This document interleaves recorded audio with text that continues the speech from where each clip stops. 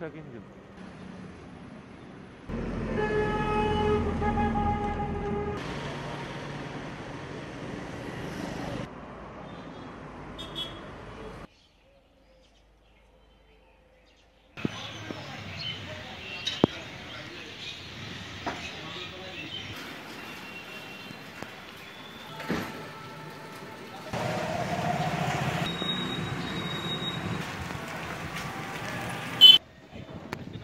আমি আহ্বান কৰিব বিচাৰিছোঁ যে অসমৰ বিজেপি চৰকাৰ আৰু BPF দলে সুস্থ আহক আৰু অসম ৰাইজে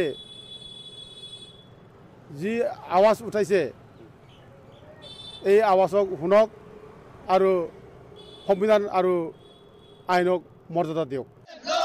आदिवासी जिंदाबाद जिंदाबाद जिंदाबाद no ST no rest no rest no rest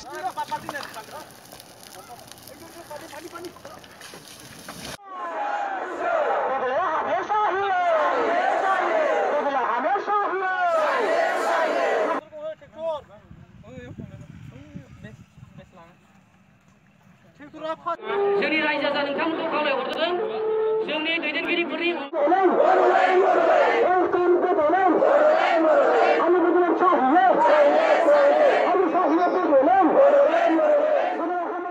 It is very much injustice. সকলৰ ভূমি ৰাজনৈতিক অধিকাৰ ভাষা সাংস্কৃতিক অস্তিত্ব ৰক্ষাৰ কাৰণে ভাৰতৰ সংবিধানৰ গণ্ডিৰ ভিতৰতে আৰ্টিকল 2 আৰু 3 মাজেৰে এটা ৰাজ্য গঠন কৰি দিব লাগে বুলি আন্দোলন কৰি আছো।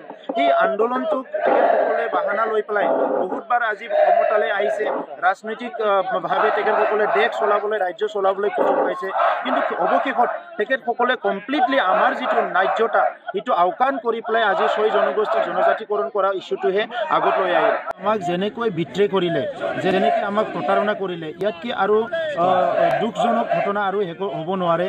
গণতান্ত্ৰিক ইয়াতকৈ আৰু দুখজনক লজ্জাজনক ঘটনা একো হ'ব নোৱাৰে। এই কথাটো সংকল্পবদ্ধ যে যেতিয়ালৈকে বদলেন নহয় গণতান্ত্ৰিকভাৱে ভিগৰাছ মাছ মুভমেণ্ট চলি থাকিব।